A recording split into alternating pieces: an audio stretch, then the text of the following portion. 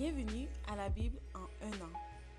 Pour rester connecté, rendez-vous sur réveilquebec.com ou sur Instagram. Et maintenant, voici l'évangéliste Emmanuel Ouellet. Romains chapitre 8.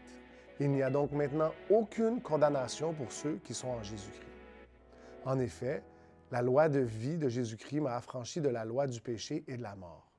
Car, chose impossible à la loi, parce que la chair la rendait sans force, Dieu a condamné le péché dans la chair en envoyant à cause du péché son propre Fils dans une chair semblable à celle du péché. Et cela afin que la justice de la loi fût accomplie en nous qui marchons, non selon la chair, mais selon l'Esprit. Ceux, en effet, qui vivent selon la chair s'affectionnent aux choses de la chair, tandis que ceux qui vivent selon l'Esprit s'affectionnent aux choses de l'Esprit. Et l'affection de la chair, c'est la mort, tandis que l'affection de l'Esprit, c'est la vie et la paix. Car l'affection de la chair est inimitié contre Dieu, parce qu'elle ne se soumet pas à la loi de Dieu, et qu'elle ne le peut même pas. Or, ceux qui vivent selon la chair ne sauraient plaire à Dieu. Pour vous, vous ne vivez pas selon la chair, mais selon l'Esprit, si du moins l'Esprit de Dieu habite en vous. Si quelqu'un n'a pas l'Esprit de Dieu, il ne lui appartient pas. Et si Christ est en vous, le corps, il est vrai, est mort à cause du péché.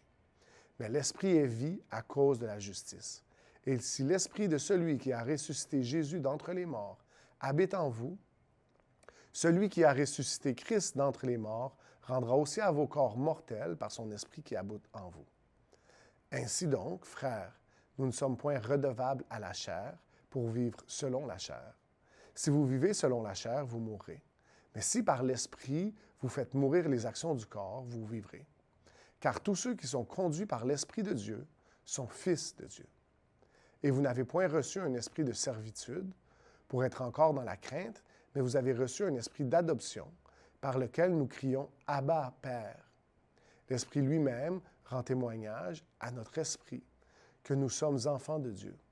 Or, si nous sommes enfants, nous sommes aussi héritiers, héritiers de Dieu et co-héritiers de Christ, si toutefois nous souffrons avec lui, afin d'être glorifiés en lui. J'estime que les souffrances du temps présent ne sauraient être comparées à la gloire à venir qui sera révélée pour nous. Aussi, la création attend-elle avec un ardent désir la révélation des fils de Dieu, car la création a été soumise à la vanité, non de son gré, mais à cause de celui qui l'y a soumise, avec l'espérance qu'elle aussi sera affranchie de la servitude de la corruption, pour avoir part à la liberté de la gloire des enfants de Dieu. Or, nous savons que, jusqu'à ce jour, la création tout entière soupire et souffre les douleurs de l'enfantement. Et ce n'est pas elle seulement, mais nous aussi qui avons les prémices de l'Esprit. Nous aussi qui nous soupirons en nous-mêmes, en attendant l'adoption, la rédemption de notre cœur, car c'est en espérance que nous sommes sauvés. Or, l'espérance qu'on voit n'est plus espérance. Ce qu'on voit, peut-on l'espérer encore? Mais si nous espérons ce que nous ne voyons pas, nous l'attendons avec persévérance. De même aussi, l'Esprit nous aide dans notre faiblesse, car nous ne savons pas ce qu'il nous convient de demander dans nos prières. Mais l'Esprit lui-même intercède par des soupirs inexprimables. Et celui qui sonde les cœurs connaît quelle est la pensée de l'Esprit, parce que c'est selon Dieu qu'il intercède en faveur des saints.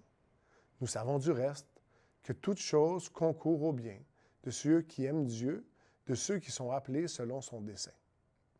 Car ceux qu'il a connus d'avance, il les a aussi prédestinés à être semblables à l'image de son Fils, afin que son Fils fût le premier-né entre plusieurs frères. Et ceux qu'il a prédestinés, il les a aussi appelés, et ceux qu'il a appelés, il les a aussi justifiés. Et ceux qu'il a justifiés, il les a aussi glorifiés. Que dirons-nous donc à l'égard de ces choses? Si Dieu est pour nous, qui sera contre nous? Lui qui n'a point épargné son propre Fils, mais qui l'a livré pour nous, comment ne nous donnera-t-il pas aussi toutes choses avec lui? Qui accusera les élus de Dieu? C'est Dieu qui justifie. Qui les condamnera? Christ est mort. Bien plus, il est ressuscité. Il est à la droite de Dieu et il intercède pour nous. Qui nous séparera de l'amour de Christ? Sera-ce la tribulation ou l'angoisse ou la persécution ou la faim ou la nudité ou le péril ou l'épée? Selon qu'il est écrit, c'est à cause de toi qu'on nous met à mort tout le jour, qu'on nous regarde comme des brebis destinées à la boucherie. Mais dans toutes ces choses, nous sommes plus que vainqueurs, par celui qui nous a aimés. Car j'ai l'assurance que ni la mort, ni la vie, ni les anges, ni les dominations, ni les choses présentes, ni les choses à venir, ni les puissances, ni la hauteur, ni la profondeur, ni aucune autre créature ne pourra nous séparer de l'amour de Dieu, manifesté en Jésus-Christ, notre Seigneur. Genèse, chapitre 29. Jacob se mit en marche et s'en alla au pays des fils de l'Orient. Il regarda et voici, il y avait un puits dans les champs, et voici, il y avait à côté 3 troupeaux de brebis qui se reposaient, car c'était à ce puits qu'on abreuvait les troupeaux.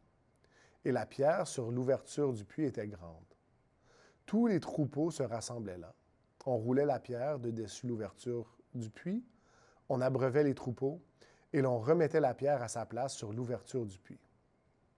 Jacob dit aux bergers, « Mes frères, d'où êtes-vous? » Ils répondirent, « Nous sommes de Haran. » Il leur dit, « Connaissez-vous Laban, le fils de Nahor? » Ils répondirent, « Nous le connaissons. » Il leur dit, « Est-il en bonne santé? » Ils répondirent, « Il est en bonne santé. Et voici Rachel, sa fille, qui vient avec le troupeau. » Il dit, « Voici, il est encore grand jour, et il n'est pas temps de rassembler les troupeaux. Abreuvez-les brebis, puis allez et faites-les paître. » Ils répondirent, « Nous ne le pouvons pas, jusqu'à ce que tous les troupeaux soient rassemblés. » C'est alors qu'on roule la pierre de dessus l'ouverture du puits et qu'on abreuve les brebis. Comme il leur parlait encore, survint Rachel avec le troupeau de son père, car elle était bergère. Lorsque Jacob vit Rachel, fille de Laban, frère de sa mère, et le troupeau de Laban, frère de sa mère, il s'approcha, roula la pierre de dessus l'ouverture du puits et abreuva le troupeau de Laban, frère de sa mère. Et Jacob baisa Rachel. Il éleva la voix et pleura. Jacob apprit à Rachel qu'il était son parent de son père, qu'il était fils de Rebecca, et elle courut l'annoncer à son père. Dès que Laban eut entendu parler de Jacob, fils de sa sœur, il courut au-devant de lui. Il l'embrassa et le baisa, et il le fit venir dans sa maison. Jacob raconta à Laban toutes ces choses, et Laban lui dit, « Certainement, tu es mon os et ma chair. » Jacob demeura 1 mois chez Laban. Puis Laban dit à Jacob, « Parce que tu es mon parent, me serviras-tu pour rien? Dis-moi quel sera ton salaire. » Or, Laban avait 2 filles. L'aînée s'appelait Léa et la cadette Rachel. Léa avait les yeux délicats, mais Rachel était belle de figure et belle de taille. Jacob aimait Rachel et il dit, « Je te servirai 7 ans pour Rachel, ta fille cadette. » Et Laban dit, « J'aime mieux te la donner que de la donner à un autre homme. Reste chez moi. » Ainsi Jacob servit 7 années pour Rachel, et elles furent à ses yeux comme quelques jours, parce qu'il l'aimait. Ensuite, Jacob dit à Laban, « Donne-moi ma femme, car mon temps est accompli, et j'irai vers elle. » Laban réunit tous les gens du lieu et fit un festin. Le soir, il prit Léa, sa fille, et l'amena vers Jacob, qui s'approcha d'elle. Et Laban donna pour servante à Léa, sa fille, Zilpa, sa servante. Le lendemain matin, voilà que c'était Léa. Alors Jacob dit à Laban, « Qu'est-ce que tu m'as fait? N'est-ce pas pour Rachel que j'ai servi chez toi?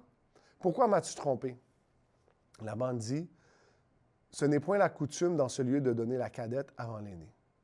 Achève la semaine avec celle-ci, et nous te donnerons aussi l'autre pour le service que tu feras encore chez moi pendant 7 nouvelles années. » Jacob fit ainsi, et il acheva la semaine avec Léa, puis Laban lui donna pour femme Rachel, sa fille. Et Laban donna pour servante à Rachel, sa fille, Bila, sa servante. Jacob alla aussi vers Rachel, qu'il aimait plus que Léa, et il servit encore chez Laban pendant 7 nouvelles années. L'Éternel vit que Léa n'était pas aimée, et il la rendit féconde, tandis que Rachel était stérile.